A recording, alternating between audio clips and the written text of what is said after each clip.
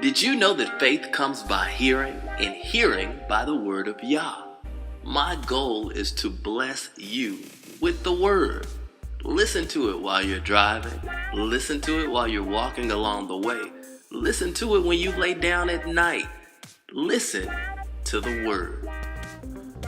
Exodus chapter 35 verse 1 through chapter 40 verse 38.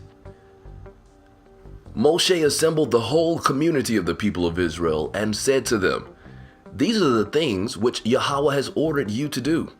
On 6 days work is to be done, but the seventh day is to be a holy day for you, a Shabbat of complete rest in honor of Yahweh. Whoever does any work on it is to be put to death. You are not to kindle a fire in any of your homes on Shabbat." Moshe said to the whole community of the people of Israel, "Here is what Yahweh has ordered. Take up a collection for Yahweh from among yourselves. Anyone whose heart makes him willing is to bring the offering for Yahweh. Gold, silver, and bronze, blue, purple, and scarlet yarn, fine linen, goat's hair, tanned ram skins, and fine leather, acacia wood, oil for the light, spices for the anointing oil, and for the fragrant incense, onyx stones, and stones to be set for the ritual vest and the breastplate. Then let all the craftsmen among you come and make everything Yahweh has ordered: the tabernacle with its tent, covering, fasteners, planks, crossbars, posts, and sockets, the ark with its poles, ark cover, and the curtain to screen it, the table with its poles, all its utensils, and the showbread, the menorah for the light, with its utensils and lamps, and the oil for the light, the incense altar with its poles, the anointing oil, the fragrant incense, the screen for the entranceway at the entrance to the tabernacle, the altar for burnt offerings with its poles and all its utensils, the basin with its base, the tapestries for the courtyard with their posts and sockets, the screen for the gateway of the courtyard, the tent pegs for the tabernacle, the tent pegs for the courtyard with their ropes, the garments for officiating, for serving in the holy place, and the holy garments for Aharon the Cohen, and the garments for his sons, so that they can serve in the office of Cohen. Then the whole community of the people of Israel withdrew from Moshe's presence, and they came, everyone whose heart stirred him and everyone whose spirit made him willing, and brought Yahweh's offering for the work on the tent of meeting, for the service in it, and for the holy garments. Both men and women came, as many as had willing hearts. They brought nose rings, earrings, signet rings, belts, all kinds of gold jewelry, everyone bringing an offering of gold to Yahweh. Everyone who had blue, purple, or scarlet yarn, fine linen, tanned ram skins, or fine leather brought them. Everyone contributing silver or bronze brought his offering for Yahweh, and everyone who had acacia wood suitable for any of the work brought it. All the women who were skilled at spinning got to work and brought what they had spun: the blue, purple, and scarlet yarn, and the fine linen. Likewise, the women whose hearts stirred them to use their skill spun the goat's hair. The leaders brought the onyx stones and the stones to be set for the ritual vest and the breastplate, the spices and the oil for the light, for the anointing oil, and for the fragrant incense. Thus every man and woman of the people of Israel whose heart impelled him to contribute to any of the work Yahweh had ordered through Moshe brought it to Yahweh as a voluntary offering. Moshe said to the people of Israel, "See, Yahweh has singled out Bezalel, the son of Uri, the son of Hur, of the tribe of Yehoiada. He has filled him with the Spirit of the Most High, with wisdom, understanding, and knowledge concerning every kind of artisanry. He is a master of design in gold, silver, bronze, cutting precious stones to be set, wood carving, and every other craft. Yahweh has also given him Aholiab, the son of Achisamach, of the tribe of Dan, the ability to teach others. He has filled them with the skill needed for every kind of work, whether done by an artisan, a designer, an embroiderer using blue, purple, and scarlet yarn, and fine linen, or a weaver. They have the skill for every kind of work and design. But Bezalel and Aholiab, along with all the craftsmen whom Yahweh has endowed with the wisdom and skill necessary to carry out the work needed for the sanctuary, are to do exactly according to everything Yahweh has ordered. Moshe summoned Bezalel, Aholiab, and every craftsman to whom Yahweh had given wisdom, everyone whose heart stirred him to come and take part in the work. They received from Moshe all the offering which the people of Israel had brought for the work of building the sanctuary. But they still kept bringing voluntary offerings every morning until all the craftsmen doing the work for the sanctuary left the work they were involved with to tell Moshe, "The people are bringing far more than is needed to do the work Yahweh has ordered done." So Moshe gave an order which was proclaimed throughout the camp. Neither men nor women are to make any further efforts for the sanctuary offering. In this way, the people were restrained from making additional contributions, for what they had already was not only sufficient for doing all the work, but too much. All the skilled men among them who did the work made the tabernacle using 10 sheets of finely woven linen and of blue, purple, and scarlet yarn. He made them with cherubim worked in that had been crafted by a skilled artisan. Each sheet was 42 feet long and 6 feet wide. All the sheets were the same size. He joined 5 sheets one to another, and the other 5 sheets he joined one to another. He made loops of blue on the edge of the outermost sheet in the first set, and did the same on the edge of the outermost sheet in the second set. He made 50 loops on the one sheet, and he made 50 loops on the edge of the sheet in the second set. The loops were opposite one another. He made 50 fasteners of gold, and coupled the sheets to each other with the fasteners, so that the tabernacle formed a single unit. He made sheets of goat's hair to be used as a tent covering the tabernacle. He made 11 sheets. Each sheet was 45 feet long and 6 feet wide. All 11 sheets were the same size. He joined 5 sheets together and 6 sheets together. He made 50 loops on the edge of the outermost sheet in the first set, and 50 loops on the outermost sheet in the second set. He made 50 fasteners of bronze to join the tent together, so that it would be a single unit. He made a covering for the tent of tanned ram skins, and an outer covering of fine leather. He made the upright planks of acacia wood for the tabernacle. Each plank was 15 feet long and 2¼ feet wide. There were 2 projections on each plank, and the planks were joined one to another. This is how he made all the planks for the tabernacle. He made the planks for the tabernacle as follows: 20 planks for the south side facing southward. He made 40 silver sockets under the 20 planks, 2 sockets under one plank for its 2 projections, and 2 sockets under another plank for its 2 projections. For the second side of the tabernacle to the north, he made 20 planks, and their 40 silver sockets, 2 sockets under one plank and 2 under another. For the rear part of the tabernacle toward the west, he made 6 planks. For the corners of the tabernacle in the rear, he made 2 planks, double from the bottom all the way to the top, but joined at a single ring. He did the same with both of them at the 2 corners. Thus, there were 8 planks with their silver sockets, 16 sockets, 2 sockets under each plank. He made crossbars of acacia wood, 5 for the planks of the one side of the tabernacle, 5 crossbars for the planks of the other side of the tabernacle, and 5 crossbars for the planks at the side of the tabernacle at the rear toward the west. He made the middle crossbar so that it extended from one end of the planks to the other halfway up. He overlaid the planks with gold, made gold rings for them through which the crossbars could pass, and overlaid the crossbars with gold. He made the curtain of blue, purple, and scarlet yarn and finely woven linen. He made them with cherubim worked in that had been crafted by a skilled artisan. He made for it 4 posts of acacia wood and overlaid them with gold and gold hooks, and cast for them 4 silver sockets.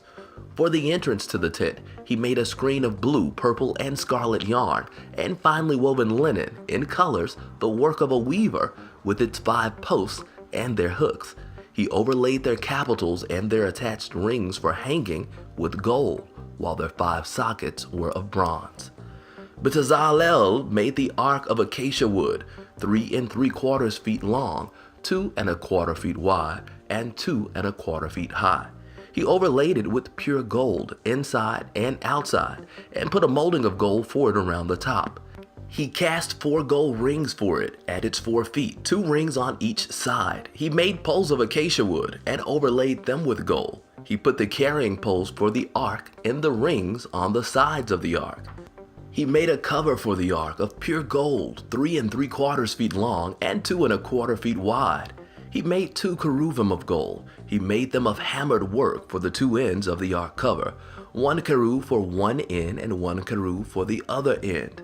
He made the cherubim of one piece with the ark cover at its 2 ends. The cherubim had their wings spread out above, so that their wings covered the ark. Their faces were toward each other and toward the ark cover. He made the table of acacia wood, 3 feet long, 18 inches wide, and 18 inches high. He overlaid it with pure gold and put a molding of gold around the top of it. He made around it a rim a handbreadth wide and put a molding of gold around the rim. He cast for it 4 gold rings and attached the rings to the 4 corners near its 4 legs. The rings to hold the carrying poles for the table were placed close to the rim. He made the carrying poles for the table of acacia wood and overlaid them with gold. He made the utensils to be put on the table, its dishes, pans, bowls, and pitchers of pure gold. He made the menorah of pure gold. He made it of hammered work. Its base, shaft, cups, rings of outer leaves, and flowers were a single unit. There were 6 branches extending from its sides, 3 branches of the menorah on one side of it and 3 on the other. On one branch were 3 cups shaped like almond blossoms, a ring of outer leaves and petals. Likewise, on the opposite branch, 3 cups shaped like almond blossoms, a ring of outer leaves and petals. And similarly for all 6 branches extending from the menorah. On the central shaft of the menorah were 4 cups shaped like almond blossoms, each with its ring of outer leaves and petals. Where each pair of branches joined the central shaft was a ring of outer leaves of one piece with the pair of branches. Thus, for all 6 branches, their rings of outer leaves and their branches were of one piece with the shaft. Thus, the whole menorah was one piece of hammered work, made of pure gold. He made its 7 lamps, its tongues, and its trays of pure gold. The menorah and its utensils were made of 66 pounds of pure gold. He made the altar on which to burn incense of acacia wood, 18 inches square and 3 feet high. Its horns were a single unit. He overlaid it with pure gold, its top all around its sides and its horns, and he put around it a molding of gold. He made 2 gold rings for it under its molding at the 2 corners on both sides to hold the carrying poles. He made the poles of acacia wood and overlaid them with gold. He made the holy anointing oil and the pure incense of aromatic plant substances as would an expert perfume maker. He made the altar for burnt offerings of acacia wood, 7.5 feet long and 7.5 feet wide. It was square and 4.5 feet high. He made horns for it on its 4 corners. The horns were of one piece with it, and he overlaid it with bronze. He made all the utensils for the altar, its pots, shovels, basins, meat hooks, and fire pans. All its utensils he made of bronze. He made for the altar a grate of bronze netting under its rim, reaching halfway up the altar. He cast 4 rings for the 4 ends of the bronze grate to hold the poles. He made the poles of acacia wood and overlaid them with bronze. He put the carrying poles into the rings on the sides of the altar. He made it of planks and hollow inside. He made the basin of bronze with its base of bronze from the mirrors of the women serving at the entrance to the tent of meeting. He made the courtyard. On the south side, facing southward, the tapestries for the courtyard were made of finely woven linen, 100 feet long, supported on 20 posts and 20 bronze sockets. The hooks on the posts and the attached rings for hanging were of silver. On the north side, they were 150 feet long. hung on 20 posts in 20 bronze sockets, with the hooks on the posts and their rings of silver. On the west side were tapestries 75 feet long, hung on 10 posts in 10 sockets, with the hooks on the posts and their rings of silver. On the east side were tapestries 75 feet long. The tapestries for the one side of the gateway were 22.5 feet long, hung on 3 posts in 3 sockets. Likewise for the other side, on either side of the gate, were tapestries 22.5 feet long on 3 posts in 3 sockets. All the tapestries for the courtyard, all the way around, were of finely woven linen.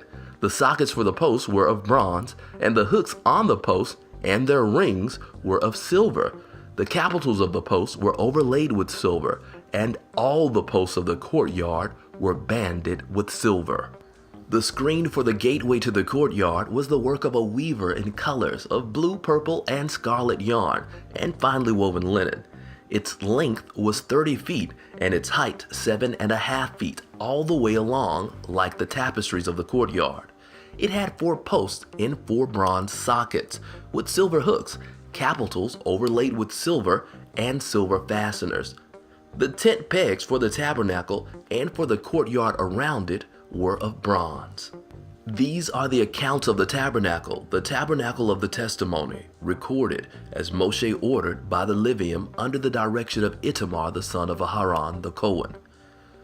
But Bezalel the son of Uri the son of Hur of the tribe of Yehoiada made everything that Yahweh ordered Moshe to make.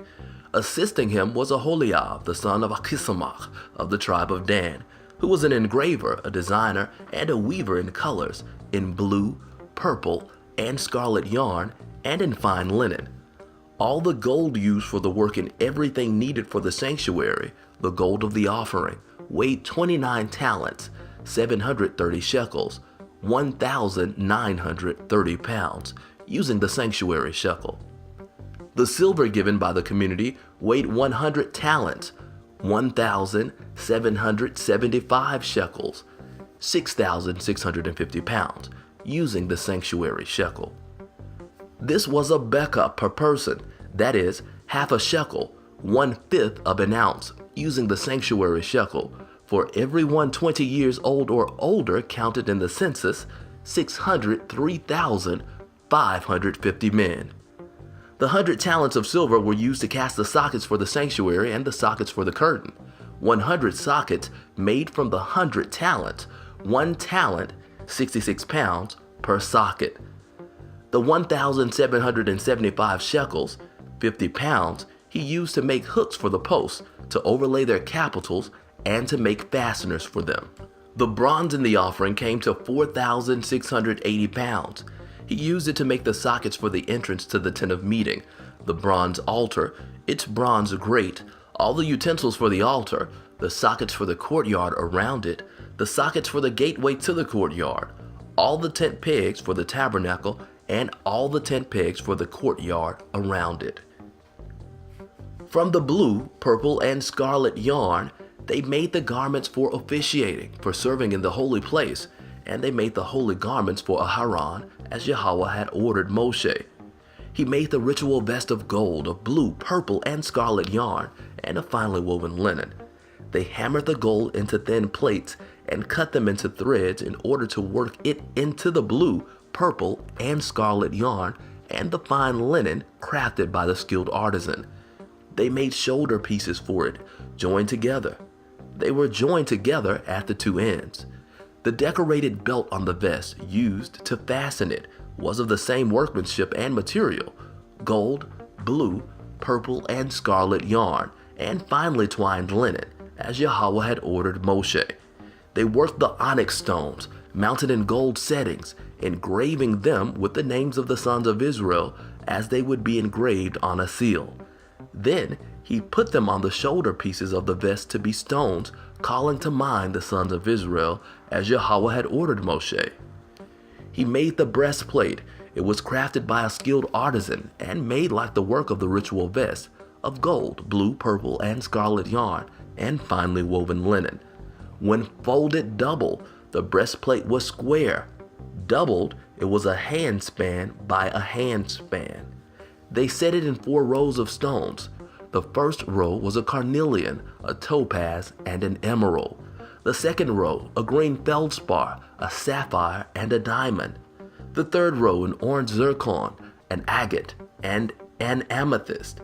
And the fourth row, a beryl, an onyx, and a jasper. They were mounted in settings of gold. The stones corresponded to the names of the 12 sons of Israel.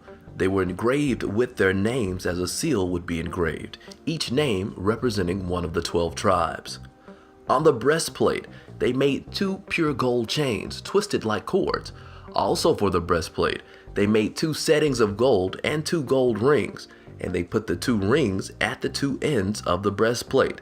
They put the 2 twisted gold chains in the 2 rings at the ends of the breastplate and attached the other 2 ends of the twisted chains to the front of the shoulder pieces of the ritual vest. They also made 2 gold rings and put them on the 2 ends of the breastplate at its edge on the side facing in toward the vest. Also, they made 2 gold rings and attached them low on the front part of the vest's shoulder pieces, near the join above the vest's decorated belt. Then they bound the breastplate by its rings to the rings of the vest with a blue cord, so that it could be on the vest's decorated belt, and so that the breastplate would not swing loose from the vest, as Yahweh had ordered Moshe. He made the robe for the ritual vest. It was woven entirely of blue, with its opening in the middle like that of a coat of mail, and with a border around the opening so that it wouldn't tear.